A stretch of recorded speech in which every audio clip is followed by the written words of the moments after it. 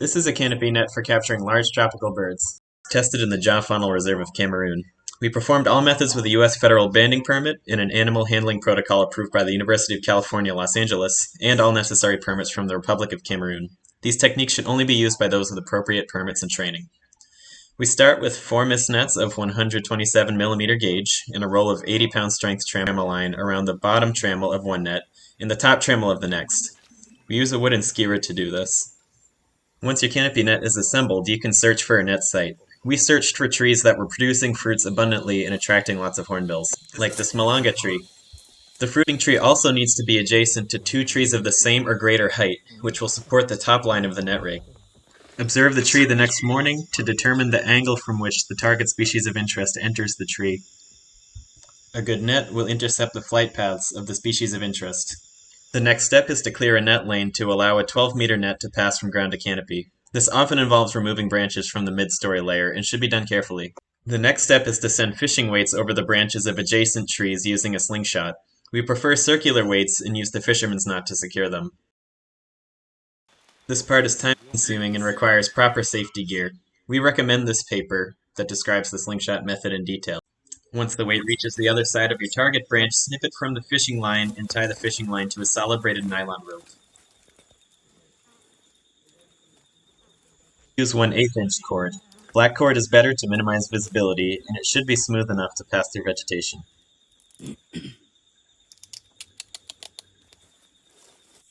The attachment point should be tapered with duct tape so it doesn't catch on vegetation as you pull it back over the branch. Pull the rope over the branch and back to the ground by reeling in the fishing line. Another person will need to pull steadily on the fishing line from the launching side with gripped garden gloves, while a third person loosens the nylon cord from its spool.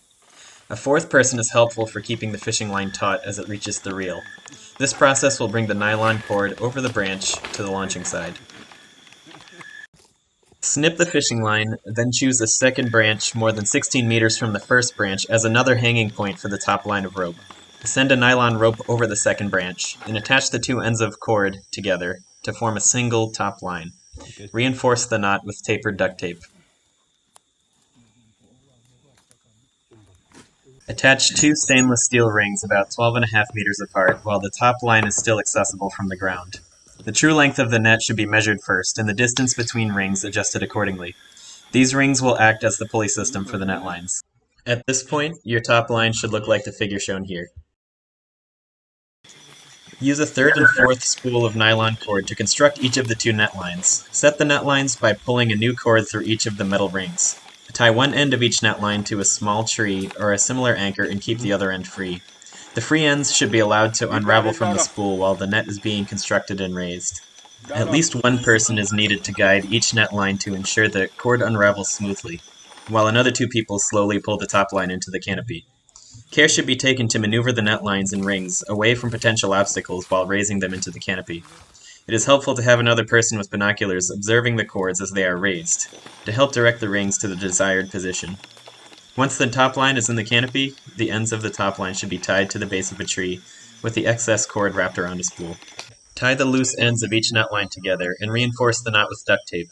This will form a single loop with which you can raise or lower the net by pulling on the free side of the loop. Next, attach the mist net wall to the net lines. Tie a mist net loop on each net line at the same height using an overhand knot. We always tie the first mist net loop directly below the duct taped attachment point on the net lines. Tie another mist net loop on either net line, each about 35 centimeters apart, which is the approximate height of one mist net pocket. We approximate this distance as the length between the thumb joint and elbow for a person about 5.5 feet or shorter.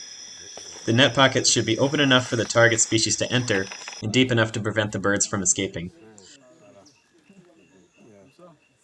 Unfurl the net slowly by pulling downward on the free end of both net lines. It's important to have some help keeping the netting off the ground as you do this. Raise the net until the top loops sit just below the metal rings of the top line.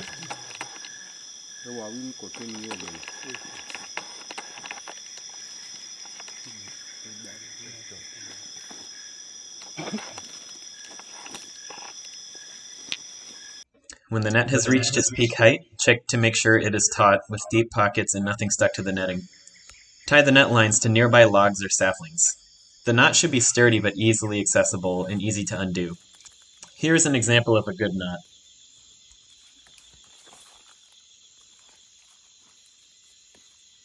When you're satisfied with the net's position, place the net in a durable bag and hide it in vegetation overnight.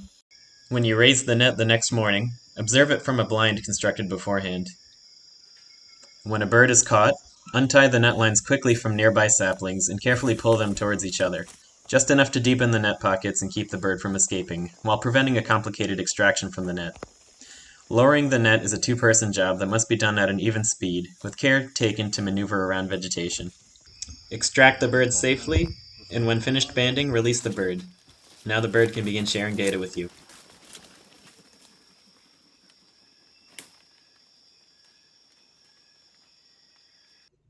We'd like to thank the Republic of Cameroon for permission to conduct this research, and the wonderful guides and field assistants who helped us create this video.